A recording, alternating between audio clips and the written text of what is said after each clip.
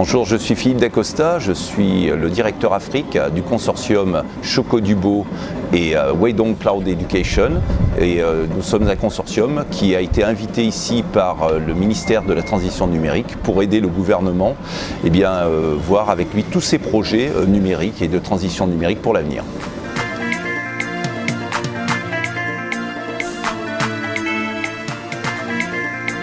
C'est un consortium français d'abord, donc la société Choco du Beau, qui est spécialisée dans l'éducation, et Weidong Cloud Education, qui est aussi spécialisée dans l'éducation et qui est chinois. Donc ces deux consortiums se sont retrouvés dans le cadre de l'UNESCO.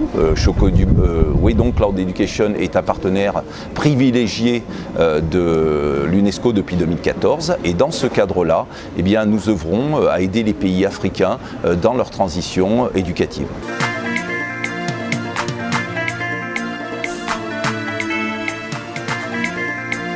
Sur ce dernier semestre 2019, nous avons 3 gros projets africains que nous sommes en train de mener. Le premier projet est en Côte d'Ivoire pour l'artisanat, le ministère de l'artisanat. Nous allons construire actuellement 12 campus artisanaux dans les provinces de la Côte d'Ivoire, plus un campus national, ce qui fera 13 constructions au total. Nous allons digitaliser tout ce savoir-faire artisanal pour qu'on puisse transmettre ces savoirs ancestraux.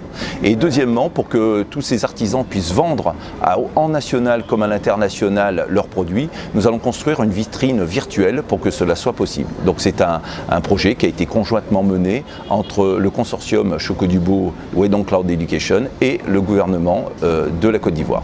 Deuxième projet que nous avons est actuellement en cours au Maroc, c'est le projet de la CAPS qui concerne à la formation de tous les intermédiaires d'assurance à travers le pays, ce qui représente à peu près 6500 petites entreprises qui vendent de l'assurance vie et de l'assurance IARD. Et effectivement, il faut les former. Et donc nous avons créé des modules LMS de formation pour les remettre à niveau et surtout pour qu'ils puissent, dans le cadre du GAFI, obéir et comprendre leurs responsabilités par rapport à la lutte contre le blanchiment de capitaux et aussi tout ce qui est le financement du terrorisme. Le troisième projet que nous avons est en République du Congo et consiste à construire une université virtuelle. Deuxièmement, nous avons de l'autre côté un data center pour le ministère de l'Éducation, plus la numérisation de deux plus grandes universités du pays. Voilà, donc ça c'est en cours.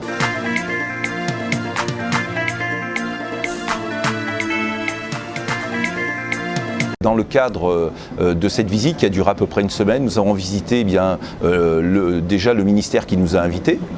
Ensuite, ce ministère nous a fait faire, visiter tous les autres ministères. Et aujourd'hui, on est en train d'agréger tous les projets de numérisation et digitalisation transverses à tous les ministères. Et cette opération va suivre pendant les prochains mois jusqu'à ce qu'on puisse rendre un résumé global au gouvernement. Les grandes étapes sont la création des réseaux terrestres, c'est-à-dire la création de ce qu'on pourrait appeler des backbones, puisque le backbone, la vertèbre informatique entre les universités est en cours de construction. Donc ça c'est la première chose. Donc il y a des étapes de transition en termes de matériel. Deuxièmement, par contre, il y a une volonté, il y a un dialogue, et ça c'est un plus que les autres pays n'ont peut-être pas mis en amont et que les Béninois ont eu l'intelligence de discuter avant même que les installations soient là. Donc là on est déjà en train de parler du futur en attendant les infrastructures.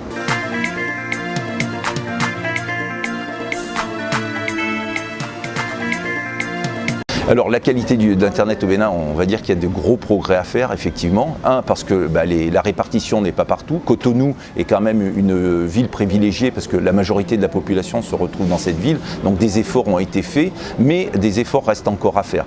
Le gouvernement s'y a engagé. Nous avons vu avec leurs différents représentants et différents ministères que ces travaux sont en cours, avec des contraintes par exemple comme la météo.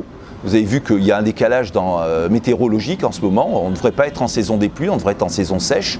Or, ça prend des retards et la population s'en rend compte. Donc on peut comprendre parfaitement que ces opérations-là, il va falloir les reprendre dans le temps pour qu'elles puissent se faire convenablement.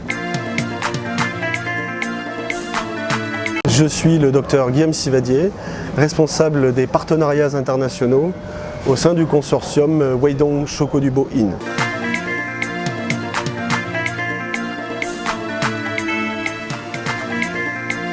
Mon rôle est de repérer dans un pays une école particulièrement porteuse d'avenir au niveau de l'enseignement supérieur qu'elle délivre et de lui proposer un partenariat avec une grande école européenne qui va permettre d'étendre son leadership. Ainsi, nous avons signé le 10 juin dernier un partenariat entre la Business School de Brest, qui appartient depuis 2017 au groupe Weidong, avec la Haute École de Commerce et de Management du Bénin. Par ce partenariat, l'objectif est de promouvoir à l'international la qualité de l'enseignement supérieur béninois, qui en l'occurrence ici est porté par HECM. L'objectif est vraiment d'avoir un partenariat puissant qui permette d'apporter quelque chose de concret à l'enseignement supérieur. C'est pour ça qu'au sein du consortium, on travaille à différents niveaux, principalement au niveau des ministères, mais aussi au niveau des principaux instituts d'enseignement supérieur. Le partenariat se décline en un certain nombre de dispositifs qui sont disponibles, de manière à s'adapter aux besoins de l'école, à son contexte, à son besoin au jour où on forme le partenariat, mais aussi à ses besoins futurs. Donc je peux vous donner des exemples. Ça va être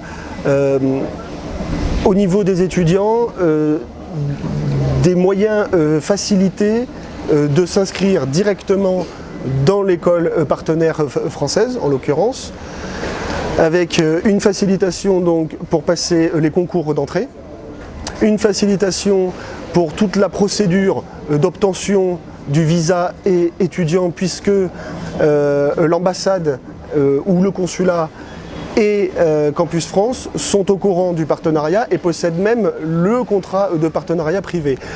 Ainsi, quand les étudiants se déplacent pour avoir leur visa, ils sont attendus par Campus France. Un dispositif particulièrement intéressant, c'est celui de la double diplomation, qui consiste à permettre aux étudiants de démarrer une formation à HECM et de la terminer dans l'école de Brest.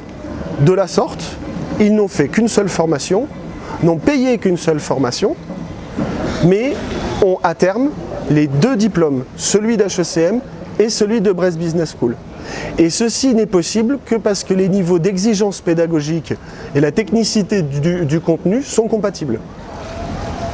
Ça répond en partie à votre question, on ne peut pas créer ce partenariat avec, entre guillemets, n'importe quelle école. Un en particulier a éveillé l'intérêt de l'honorable directeur général à Akhenatonde, c'est celui de la digitalisation. En effet, le consortium Weidong CDI repose en grande partie sur une expertise de la digitalisation de l'enseignement supérieur, à tous les niveaux, au niveau des enseignements en e-learning, donc au niveau des logiciels, des plateformes, des modules d'enseignement, mais aussi du matériel, voire des bâtiments. Ce que nous avons proposé à HECM, c'est des installations et des contenus de cours diplômants ou non diplômants qui lui permettent d'étendre sa capacité d'enseignement à des professionnels qui souhaiteraient faire de la formation continue en e-learning sans plus se déplacer en France.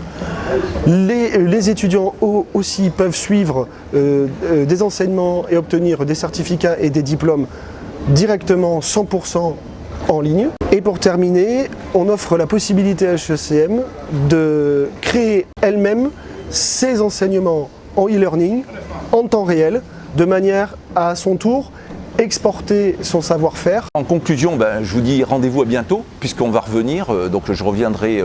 Donc là, on a fait une première étape qui est la prise de contact. Cette prise de contact étant faite, on a rencontré les acteurs. Donc maintenant, on va revenir pour commencer à relire tous les dossiers qui ont été mis sur la table, qu'on a centralisés. On va les relire avec les acteurs béninois. On va vérifier qu'on comprend bien les mêmes choses. Et après, on commencera le travail. L'échéance pour nous est de tout finir à partir pour janvier-février 2020.